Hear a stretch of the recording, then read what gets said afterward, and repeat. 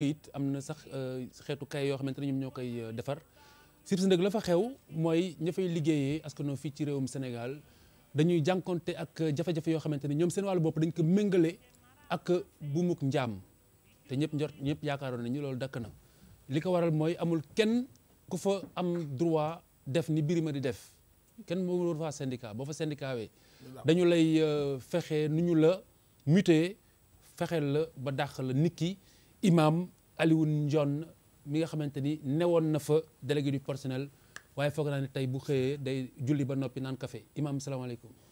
waaleykum salaam wa rahmatullah. alors on va pas perdre de temps donc dañu lay bàyyi nga dressel ñu tableau SIPS jamono ji lan moo fay jafe-jafe ak tolof-tolof. bismillahi rahmaani rahim wa sallallahu wa sallam ala sayidina wa nabiyina muhammad wa ala alihi wa sahbihi wa sallam. ni ngeen ubbee sànq ci tiis bi nga xam ne moo dal ci réew mi ci jamono yi ci suñuy xalif généraux yu génn àdduna ñu ngi ci jàll réew mi yëpp di ñaan buur bi subhanahu wa taala yal na teeru leen ca aljanna ya gën a kawe amiin di nuyu suñu mbokk yi fi teew ci plateau bi Birima ñoom Diaw ñoom Ndour di la nuyu Khalifa professeur Charles ñu ngi leen di nuyu di leen ziar di leen wax ne émission bi am na solo tey moom xam naa dama ko daan seetaan tey dañ may seetaan. dëgg la waaw kon émission la boo xam ne nit ñi bàyyi nañ ko xel. ngeen dollu ñu ñaan ñu ngi leen ci encouragé. très bien imam alors SIPS. SIPS li fa xew wax nga ko sànq daanaka dañuy toog fii di wax naan li xew Libi wala nangam mais daanaka réew mi. yu mel noonu mu ngi fi. à ce point oui. malgré l'injustice. ay c'est l'image. entreprise yoo xam ne man damay wax ne inspection du travail ñu ngi góorgóorlu mais nañu yokk di dugg ci entreprise yi. parce que lii xew ci entreprise yi weesuwul ak njaam yenn entreprise yi. entreprise bu mel ni SIPS. nga xam ne gestion bi su ma utiliser moo nébuleuse. dama koy xaw a xeeb. dafa la dem cruise. waaw ndax entreprise bu demee ba ni ko jiitu di ko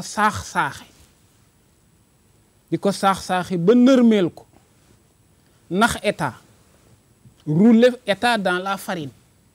loolu la SIPS def état nax ko dugal si détails yi ci wan ko ne mënatuma dama néew doole samay liggéeykat dama leen di wàññi alors que SIPS nax na état ba lekk ci moom ay milliards guuf ci yan anam ci jël état ne ko dama bëgg a ubbi dama bëgg a def benn cité SIPS waa ginnaaw raay dëkkee ko léegi nag dama bëgg nga jëlee leen fa. xam nga état bëggul coow. état ne pour déguerpir ñii day indi coow mais dinaa la jox 10 hectares ci mbaaw dégg ngeen fi SIPS ak famille Combaan. xëccoo nañ fi benn terrain 10 hectares ba état ne ay la yëwén kii famille Combaan danaa leen dédommager te terrain bi ma jox ko waa SIPS. waa SIPS mbubboo ne dañuy koy jox personnel bi ba état jox leen ko daaw yóbbu nañ fa le ministre Diène Farba Sarr faire semblant que alors kii bi tabarkàlla gërëm nañ leen kii bi cité SIPS dana mën a taxaw ñu jaay ko SICAP 3 milliards 700 millions. la même année ñu ne ñu woo personnel bi ne leen ku bëgg nga ñëw bindu ñu jox la 12 mois de salaire nga dem ku ko bëggul nag danañ la yóbbu chômage technique yoon may nañu ñu fay la 1 mois nga dem. am nañu ñoo xam ne gis nañ ne SIPS kon buñ ko waxee ay boromi alal lañu borom doole lañu buñ ko waxee ku yebu dem sur 120 personnes 20 yi dem nangu loolu. ñi nga xam ne nanguwuñu ko nag mooy les têtes ñun luñ tuddee les têtes brûlées les têtus ne ko nag ñii ñoom danañ ko jëflantee ki ñoom ba liñ leen waxoon bu ëllëgee suñu waxee da ngeen ko xam da ngeen ci bàyyi xel maa ngi wax ne SIPS ci gestion bu nébuleuse boobu ma wax ak fraude fiscale dañuy doubler ay factures. dañuy doubler ay factures SIPS dafay jël valeur u 120 000 dafay jël valeur u 26 millions mu scindé ko en deux yëpp ci camion bi 20 millions yëpp ci bii 6 millions bu jëmee mu facturer benn bi ci des ñu def seen poste mais loolu su yàggee entreprise bu mu mën a doon loo am doole ci suuf nga jëm. gis nañ si ay factures. ay preuve man du ma. non gis nañ ko. du ma wax leen loo xam ne doo ko fi waxee. voilà du ma wax leen loo xam ne si pour tuumaal nit la. tigi alors loolu ñu signalé ko ñu affecté ñu yóbbu ñu feneen bi ñu demee ba gis ne lii day bu nu ko seetaanee dana nu jëme foo xam ne ëllëg ñun ñëpp daanu ci am lu nu naqari te c'est arrivé alors ñu ne léegi lii noonu danañu ko kaas jéem a nekk ay délégué ndax mën a am kaddu suñu kaddu mën a am fu mu yem alors ñu déposé suñu candidature SIPS mu ngi gëj a def élection délégué du personnel depuis 2012 te 3 ans yu nekk war nañ ko renouveler alors bi ñu yëgee ne ñun dañu bëgg a nekk ñu ne kon élection yooyu dootu fi am élection yi renvoyé nañ ko pourquoi ñu ne période bi ñu ko bëggoon a defee août dafa jege ouverture des classes te foofu la ñuy ëpp lu ñuy jaay ñun. yéen defar kay yi. waaw alors que ñun élection yi ñu mujj def yooyu le 27 septembre 2012 lañ ko organisé woon. donc août nan la mën a teele jege octobre te septembre ci nga organisé woon élection yi mujjee am. en gros ci lañ la dàqee. waaw léegi. ba ñu la dàqee inspection du travail. inspection du travail dañu demander. waaw à ce que ñu dàq ma. waaw pour motif économique. waaw inspecteur. inspection bi ñu defee seeni enquête. dégluñu ñu gis ci yoo xam ne vraiment yooyu mënuñu ma ci dàq. parce que ay nit su fekkee ne te du man rek su fekkee ne ay nit da nga leen di jël ne attanatuma leen il faut que ma wàññi. nga jël ñooñu teg ci biti ne toog leen 4 mois ma demi salaire laa leen di fay. ñu ne mais loolu dañ koy waxtaane ñu ne duñu ko waxtaan lii lañ leen mën a jox dem leen. yéen ñi toog bi ngeen toogee. dafa am ñu jël ay journaliers di def ñu fa nekk di def heure supplémentaire di liggéey de 8 heures à 20 heures. ñeneen di leen relever de 20 heures à 8 heures. donc les machines tournaient 24 heures sur 24. très bien inspecteur gis na loolu. gis na journaliers yi ñu remplacer. inspecteur bi mu ñëwee mën a leen lii nag mënul ànd et puis jëli ay nit feneen indi leen ci ay ateliers yoo xam ne yooyu nga bëgg ña fa nekk nga bëgg a yóbbu chômage technique te newuñu fa woon inspecteur du travail bi mu xoolee loolu yëpp mu ne vraiment lii moom acharnement la. donc lii mënuma leen ci jox autorisation pour ngeen di leen dax. mais fan la mujjee déjà. li mu mujjee mooy ñoom nee nañu duñ ñu réintégré léegi dañuy yóbbuwaat comme inspecteur du travail bañ na ñu dàq ñu. léegi dañuy yóbbu chômage technique sans limite et sans rémunération donc sans salaire.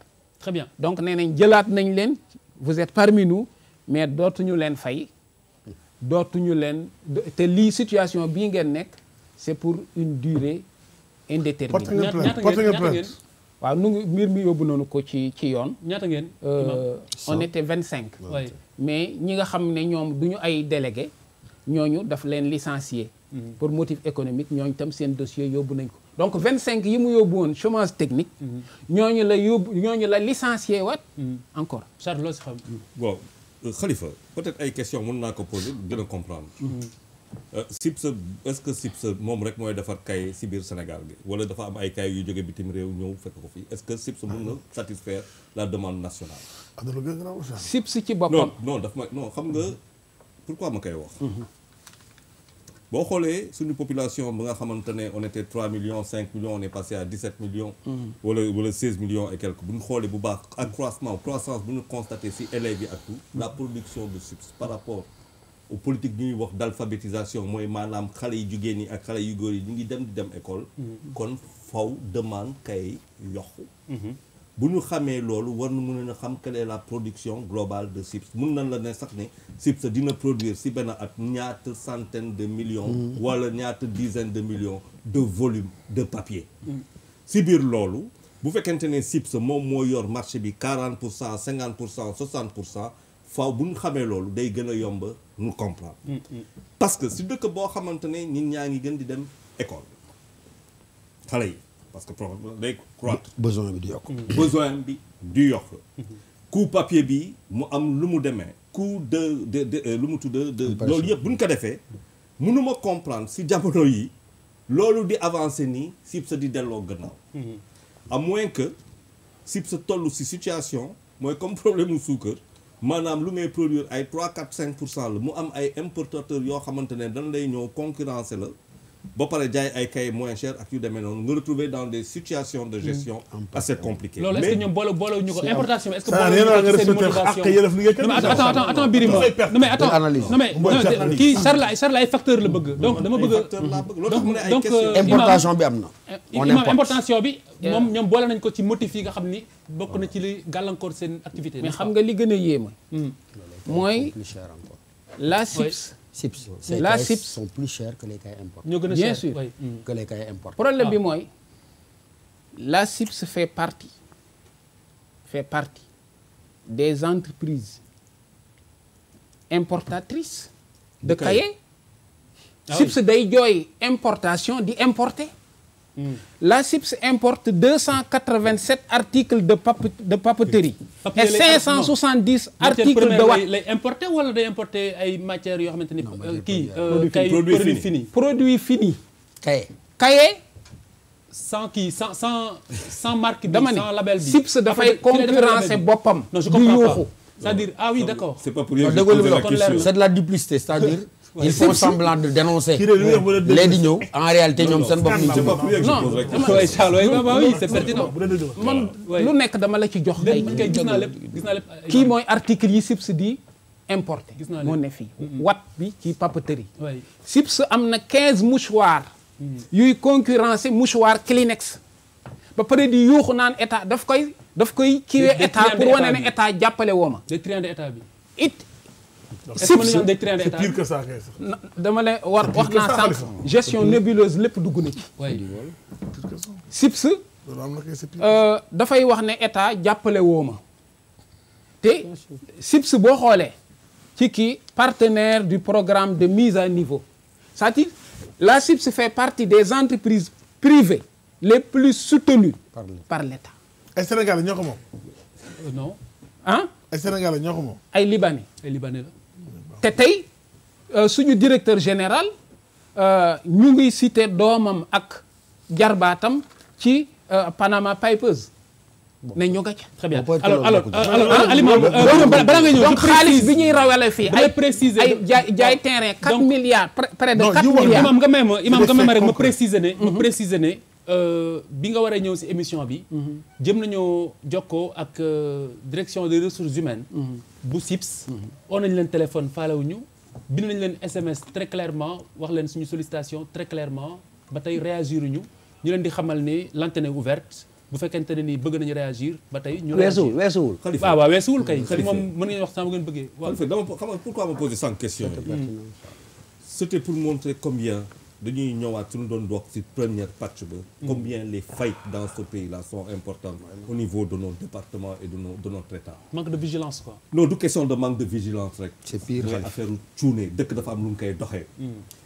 xale yi suñuy doom yi tey c'est l'avenir mais pour ñu nekk avenir faaw ñu aw kay foog ñuy bind. ñu am loo xamante ne parce que fa laa ko doon xaar parce que le problème s'est posé par ailleurs yow ngay importer maanaam tu deviens ton propre concurrent sur le même produit. alors que tu peux aller ci beneen domaine boo xamante ne mooy ay investissement yu ngay def ci partie boobu. pour yokk usine ba gën a maanaam yokk employé yi afin que muy gën a mag ba nga dem uti yeneen marché yow ngay produire. ça veut dire que donc lan ngay def da ngay wàññi sa production. augmenter sa importation yokk sa facturation muy demee leneen xaalis bi di génn bitim réew di dem feneen ak feneen ak feneen. exactement comme ça. C'est exactement ce qui nous arrive mu mel ne et puis ça fait des années que ça dure affaire yooyu mooy que suñu maîtriser wuñu ko alors que nous avons des départements qui sont payés pour faire ce travail waxuma inspecteurs yi rek d'ailleurs c'est le moment de saluer les inspecteurs des impôts xam naa ni mais il faut ñu dëgg di xool pour état xool nu ñu koy naxee si biir dëkk bi et wax nga dëgg très bien wax nga dëgg oui Khalifa Birima man fi saar lu gën daw du ma sax jege foofu parce que problème économique xam nga nit société boo ubbi heure bu la neex ma nga ko déclaré fay même at mi nga ëpp bénéfice ma nga déclaré société fay loolu ñëpp xam nañ ko mais dafa am leneen loo xam ne mu ëpp doole loolu mooy liggéey sénégalais muy liggéey xam nga man dama fi nekk naan waa ji am na lii ndax mi ngi exporte yooyu beneen domaine détail mais quand même sénégalais yi ñu jël leen liggéeyloo ñoom seen yi ak seen yelleef yi nga xam ni même bureau international du travail da ko bannir ci monde bi dañ ko tere propre pays. c'est que loolu dañ la ci war a tëj scandale la moo nga rey ni den la tigi ñun dans un pays de droit comme le Sénégal loolu ñoom ci entreprise yi xam nga lan lañ wax li yoon wax ci àdduna ci wàllu liggéey dañ ni liggéeykat bu ne loolu loi la loo xam ne universel liggéeykat bu ne am na droit syndiqué tigi muy numéro 1 boo ko wàccee sant ni wóotul sax ubbi ko tëj amul exception. liggéeykat bu ne am nga droit syndiqué maintenant nga am société privée waa ji dafa wax ñaari wax yoo xam ne il faut ñu bàyyi ci xel parce que dafa grave pour man oui te it damay bàyyi réserve bu fekkee ni li mu wax nii c'est prouvé que dëgg la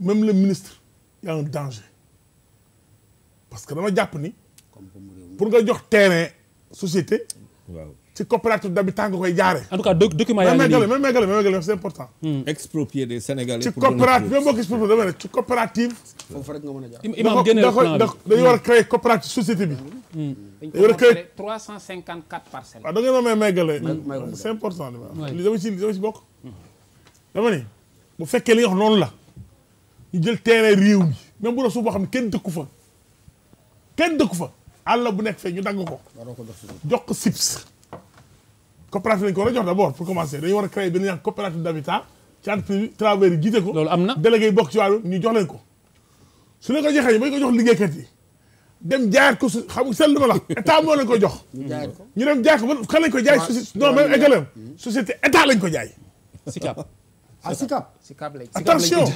loolu il faut que c'est affaire c'est très que c'est vicieux en fait. scandale affaire dafa grave oui kii li mu wax c'est très grave état moo dagg Et cette société-là dépend du ministère qui est venu inaugurer. Hein. dama ni état moo dagg Yéen Farba Sarr. état moo dagg mais ministre bi gars dañ ko waa dañ non mais xale Non, loolu yaa ko wax. am na solo de Yow yaa ko wax. wax de am na Oui. solo yow yaa ko wax dama ni man li waaj wax laa dama ni lii bu dee dëgg la scandale national la C'est une catastrophe. scandale national la nga dagg terrain na ko jox ay Maadou liggéeykat Maadou jegewul Almadi 2 ah non moo gën a garaaw am na dëbb yi Almadi 2 garaawoon na de. mais bii moo gën a garaaw.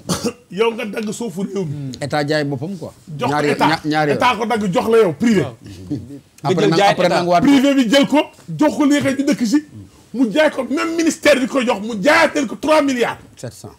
3 milliards 700 loolu la waa ji wax loolu la wax loolu bu dee c'est affaire scandale national la diil la de. imam da nga wax document enquête tout de suite. kay waaw. procureur dafa war a taxaw. loolu moom bu dee am na Tout de c'est suite, tout de extrêmement grave deuxièmement délégué de personnel moo genre de dafa am dañu naan immunité xam mbalaanu kiir laay bu ko lal ba mu des imam John waaw dama ni emploi bi employeur bi dans les textes. amul droit dàq ko oui munu ko dàq mënu ko juridiquement non.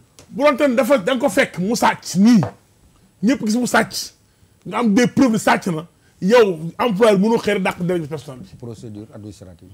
yoon daal il faut nga bind li mu def yëpp yónnee ko inspection du travail Procédure. ministère du travail ñu enquête ñooñu def enquête xool ba xam ne li nga wax yi effectivement yan na ko def li yoon war na ko dàq ñoo la jox autorisation nga dàq ko bu la jox autorisation na waroo ko dàq parce que waroo ko dàq soo ko dàq da lay porte plainte donc non seulement ñi ngi noot ay sénégalais bu dee dëgg na li mu wax bu dee li mu wax vraiment c'est avéré ah mais on aurait aimé que directeur waaw de man ressources xam nga gëm naa ko ku dama mais man damay bàyyi télé laay wax damay bàyyi réserve bien sûr. absolument scientifiquement c'est comme ça d'ailleurs. bu fekkee ni li mu wax dëgg la catastrophe nationale. jàpp naa ni lii bu subaa ñiirif loolu waaw. du dinañ répondre devant la nation Très bien, sénégalaise. En Papis. tout cas man personnellement waaw dinaa interpeller le ministre laaj ko la xew loolu mu def Papis waaw man déjà solidarité mais dama bëggoon tey def exceptionnellement sama temps de parole dama ko bëgg reverser waat imam mu gën ñu jox ay et détails. Très bien. Parce que je suis sur la même ligne que Birima. waaw pour ne dafa am scandale mais voilà may joxe. c'est tout ay scandale xam nga lu ma métti. Il y en a tous les jours mais du am suite. oui. Combien de fois on est resté ici pour dire que on est stigmatisé. ñaata yoon xam nga ñu naan bii ak bii bu gën a graaw. Almadies 2 Mais on suit l'affaire jeexagul mais de. qu'on se décourage pas, on Non, travaille. non, je C'est dis- déjà utile non, de- c'est- waroon on- débat Almadies non, je waroon dis- débat. non Almadies 2 jeexul. Au-delà de Jakaarlo. Oui. Dans d'autres émissions dans ce pays dans la presse machin chaque fois dañuy gis. Absolument. ay scandale mais du am suite parce que c'est ça qui m'étonne. waaw mais continuons. loolu la Très bien. wax sànq. Bouba. waaw mais xam nga bu la nit ñëwee nettali. yow tu ne peux que constater ni mu demee su fekkee ni dans si dëkk bi. bu la nettalee wan la ay këyit. voilà wan la ay kayit. waaw mais dama ne. su fekkee noonu la demee c'est-à-dire que c'est quand même assez grave. xam nga assez grave mais aussi fu mu ñuy yóbbu. moom mooy en général condition de travail. yi nit yi di dundee. tu sais entreprise yëpp ay am difficulté. mais xam nga lan moo am solo mooy nga wormaal doomu aadama bi. tigi nga wormaal sénégalais bi tu vois ñun dañu nekk ay nit yoo xam ne boo xoolee li xew ci àddina bi fu ne la ñuy tukki. foo demee réew moo dem nga gis conditions yi africains yi di dundee. wala yu ñuy liggéey yi fa gën a metti yi fa gën a salte moom ñoom lañ leen di jox donc loolu rek ñooñu ñu koy subir nekk ci dëkku tubaab du la neex asuma ci sa biir dëkk. nga nekk fi donc je pense que li mu war a réveiller tuuti moom mooy nan la ñuy respecter ak yelleefu nit bi. ba respecter ko parce que nit bi. mën nga am sax problème mu fay ko salaire. mais nga respecté ko. xam nga loolu dafa am solo mu comprendre. te loolu pour man loolu mooy base. ak fondement wu développement. nit yi quel que soit li ñuy percevoir mu am benn fierté que man on me respecte. man on me traite pas comme benn mala. vraiment te xam nga c'est très important parce que dañu nekk ay nit yoo xam ne on est des Africains. dañu am fu ñu jaar fu bëri.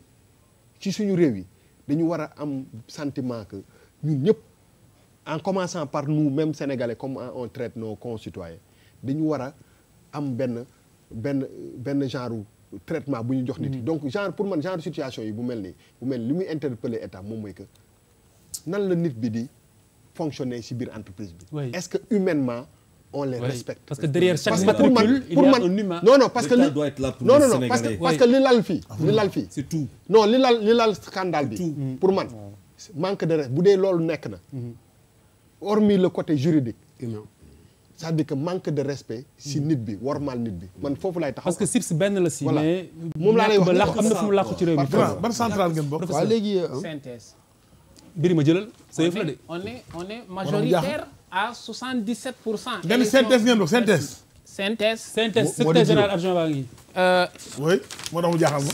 syndicat xoolal Birima yow dañ lay auditer 77%. on on est majoritaire à 77% contre 16% bu ñu bëgg a imposer. seen benn xarit bu am syndicat nee nañ ku bëgg a adhéré wul foofu. élection yi ñu représentativité yi ñuy mujj def. wane na ne ñun ñoo ëpp foofu. léegi du ñu waxtaan ak ñun bi ñuy li ñu mujjee def mooy ne woo ñoom seeni délégué na leen ngeen toogal fi personnel bi ñu fay leen 12 mois danañ leen fay seeni droit ak 12 mois seen syndicat 12 voilà mu ngoog 12 mois bonus. très bien imam léegi imam c'est très important dama bëgg rek nga may ñu jëxal tour bi après ñu ñëwaat très bien waaw li ma ci xalaat de mooy wax dëgg yàlla xalif ak noo ko mënti jëlee doy na waar que cela loolu mën a am ci biir réew mi fii toutes les dispositions juridiques yi fi nekk cour de contrôle moo tax man ba ko waxee vraiment dama naan bu fekkee te gëm nañ la am na xam nga xalif li yow la ump booba la ump man la ump mais am na ñoo xam ne xam nañ ko donc comment cela est-il possible ça veut dire qu'il faut aller au-delà du factuel nii parce que lii bu mënee nekk rek de manière objective le bon sens voudrait que nga soupçonner des complicités à un niveau tellement élevé que ça devient extrêmement grave comme il l'a dit. intouchable parce que bu fekkee damay jël terrain ne dama koy jox la société privée X moi état cette même société par un xaw ma nuñ koy jaayal la ko dellu siwaat encore nga jaay ko une structure un démembrement de l'état maanaam le ministre X il vient donner inaugurer dañoo ko jox les travailleurs de cette société. Ce même ministre X plus tard il récupère sous forme d'une vente de 3 milliards 700 millions. Je dis c'est une catastrophe. Donc war nañ cee taxaw. te nañ jox Sénégalais yi cër boo xam ne. lii nag ah Khalif ne nga yàgg nga fi waaye ça c'est ton devoir. nga topp ko. saytu ko parce que lii dafa warta mën a nekk dans un état comme le Sénégal. ñun mën nañ nangu ñu noot ñu fa nekk waaye ni mu ko waxee buñ mënee ñëw suñu réew mii. jël ñii taf leen jàmm. révocable taillable corvéable. ba pare nga nekk fi di ratifier ay convention internationale sur la traite de nangam. ce n'est pas possible. alors waru fee mën a yem et c'est dangereux. Imam Dione alors yéen je veux dire li nga xamante ni moom moo am mooy dàq nañ leen parce que da ngeen bëgg nekk délégué personnel syndicat ba pare am beneen syndicat bu taxaw sa foofa sa bërëb ba loolu nu mu mën a nekkee. day am bari sax ay maguy la quoi. nee nañ syndicat boobu ko xam ngeen lépp. nee nañ syndicat boobu du doon maguy sax. du doon maguy. day juridique sax dañuy pousse ñenn organisez-vous en syndicat. mais loolu ba tey maguy la rek. dañu ne syndicat boobu légal la quoi mais c'est ça. devant la loi mënul légaliser. c'est ça mënoo ko légaliser la quoi. mais travailleurs ñoo war a am seen fulla. dañu ne syndicat topp syndicat boobu. du yóbbuwaatee Imam ñu bàyyi la nga wax ci affaire synthèse boobu. fi ngeen bokk parce que secrétaire général adjoint xamu leen. waaw parce que noonu la. waaw syndicat mel noonu. confection man université laa nekkee. waaw xam nga section confection. bi nga xam ne monsieur Cheikh Gueye. moo ko xam naa Cheikh Gueye. ci la ñu nekk. xam naa ko. waaw. xam naa ci la ñu nekk sax alors ñoom nag nee nañu nag alors moom dafa miin inspection ak tribunal. non day jàmbaar bu ñu fa dëkk mais c'est ça. xam naa ko de. parce que SIPS kooku gaynde la xeexkat la. SIPS walaay xam naa ko. SIPS liggéey fa guddi ak bëccëg benn la. ñiy liggéey de 8h à 20h ak ñiy liggéey de 20h à 8h suñu bokkee même catégorie suñu fayee ko 1 franc du dox ci seen digg. pas normal. le travail de nuit moo gën a mën a. soo ko waxee mais Imam une petite question comment se fait que vos cahiers soient plus chers que les cahiers importés. non waaw. waaw parce que xaw na ma jaaxal. waaw waxuma la. bu ñu direction bi nangu woon uyu xëy na ñoom nañ si mën a tontu peut-être. parce que bi may ñëw nii laa laaj rek. ko xaw ma woon SIPS ak yooyu. absolument bokk na ci liñ ma wax quoi. en tout cas les cahiers sont plus chers. que les cahiers que nous importons. waaw mais non que les cahiers qu'elle importe. qu'elle importe. mais peut-être mais am naa benn question. moom mooy defar mooy importé. waaw mais Imam man dama fi gis benn si c'était la qualité l'affaire est réglée. benn titre foncier 10 339 DP désignation terrain urbain situation rue de Grand Mbao à Dakar banlieue superficie 10 hectares yu demee noonu propriétaire inscrit société industrielle de papeterie du Sénégal du dëgg date d'inscription 23 novembre 2001 nous sommes en 2018 il y a 17 ans moi je veux savoir en 2001 la ñu leen ko joxoon. contentieux la woon ak famille Thiombane.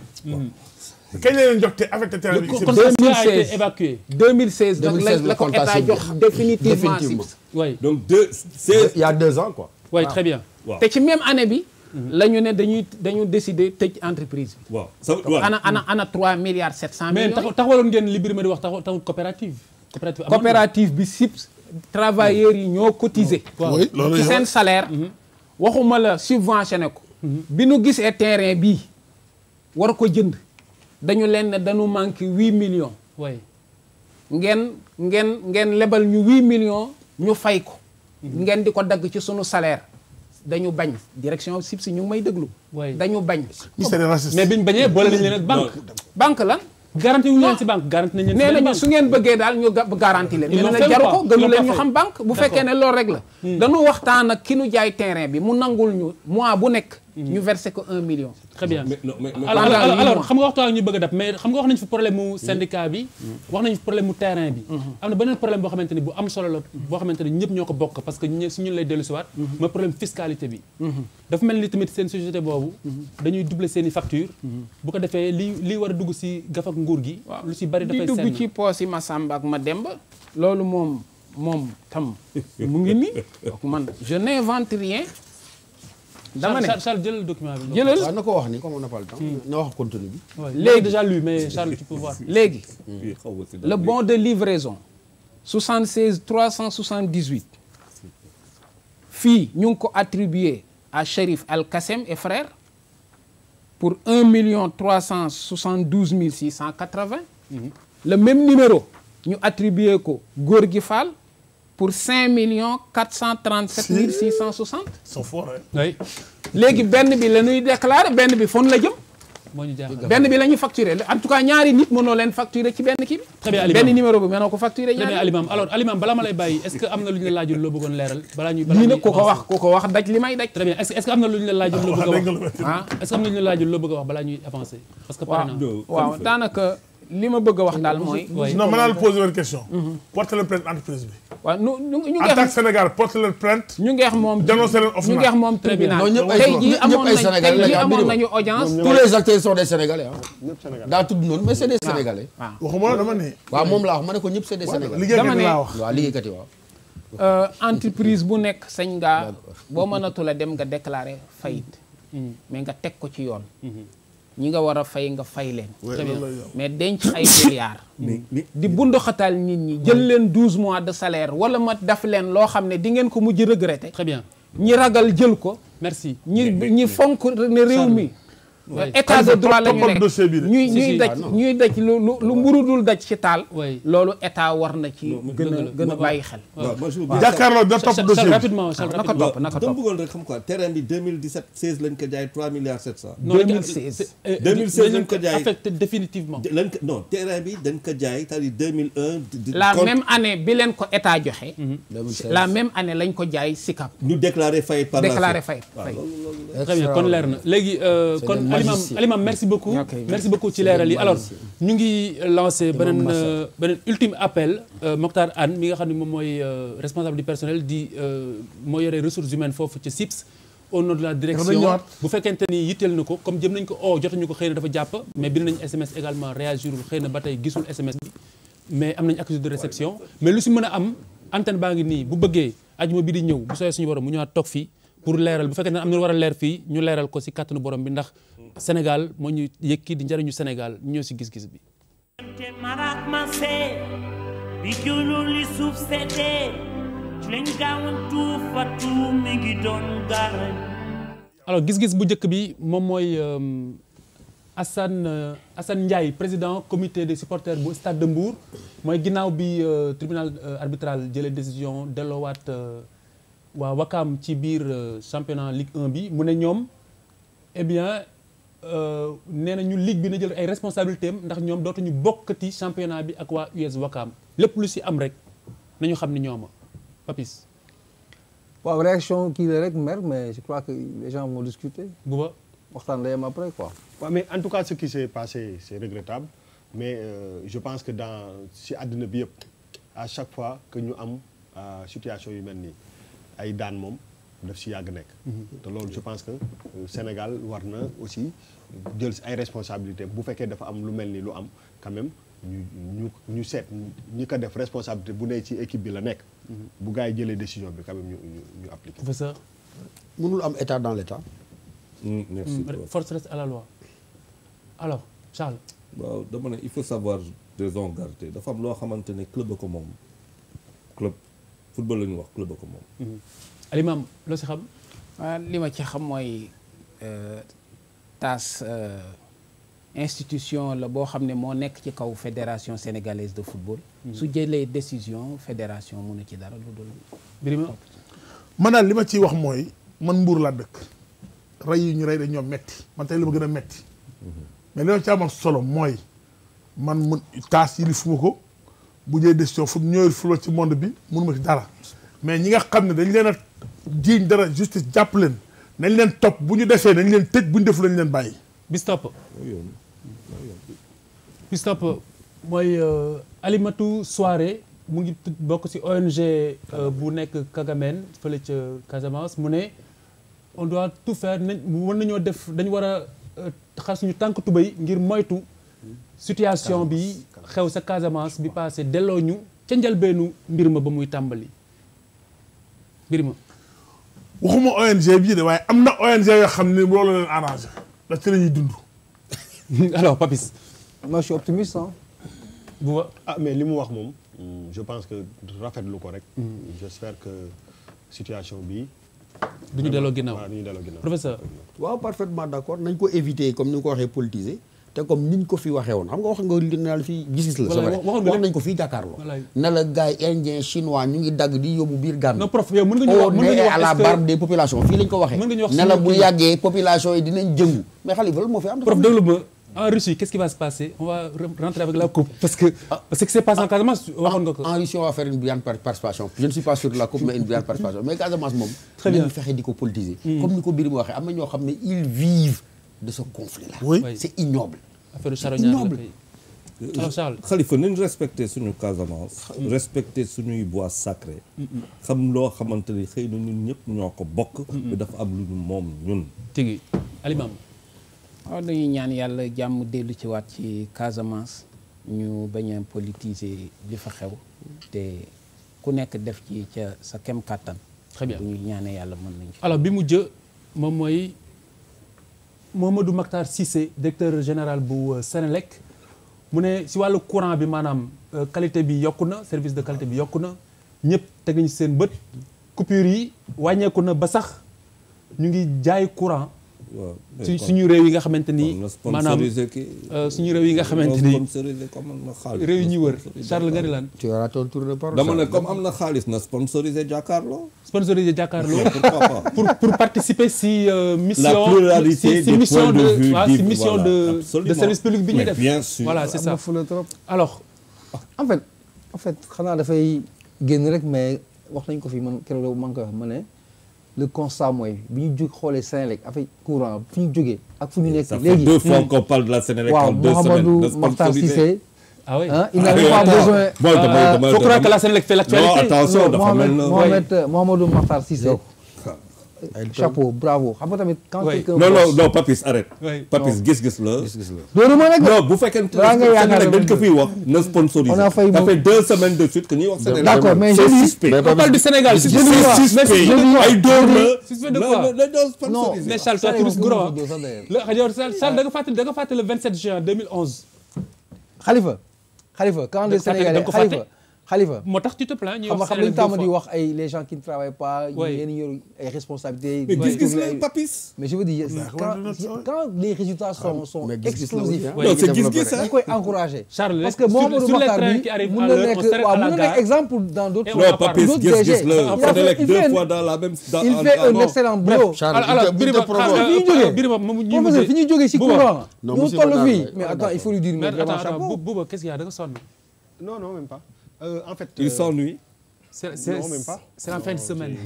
C'est la fin de assez semaine. de respect quand même pour ngeen di wax may ennuyé wu quand même. bu ñuy kii dama doon déglu rek. Papis li mu doon wax laa doon déglu Papis. yow dégluwuloo Papis dara. Papis non bien sûr. C'est pas important. non si c'est très important. mais non quand c'est important c'est Papis qui parle. c'est important c'est Papis. li ma bëgg a wax. quand c'est 14 millions de Sénégalais c'est bon. di ko may wax dañ koy bëggoon mu wax keneen wax ñu mu gaaw li ma bëggoon wax moom mooy bon je pense que bon li mu wax nii.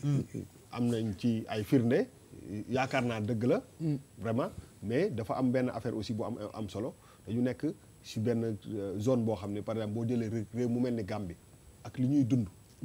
ci wàllum courant je pense que il est temps quand même que même au niveau de la Senelec qu'on essaye de les aider à sortir quand même de ces problèmes-là. On appelle ça du leadership. waaw leadership et je xam nga bu ñuy wax ay Sénégambie ay CEDEAO. war na nekk des mots quoi. c'est dans warul nekk des c'est dans les c'est-à-dire que on peut pas ñun leer.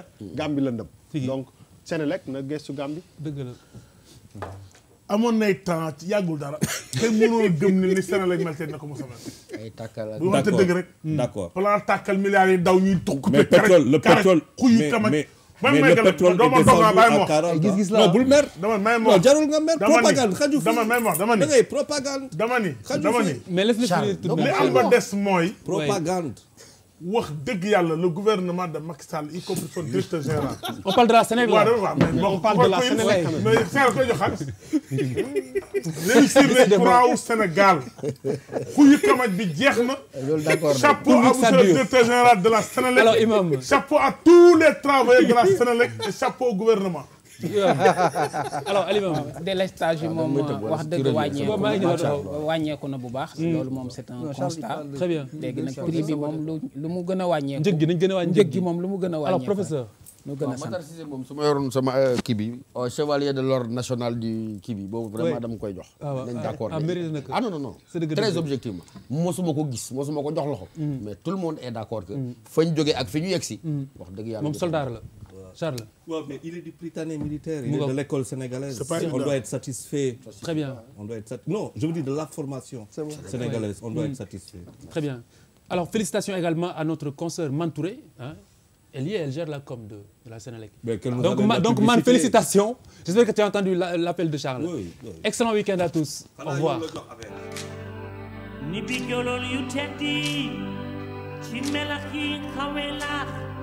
yeneen yu mel ni lu doon di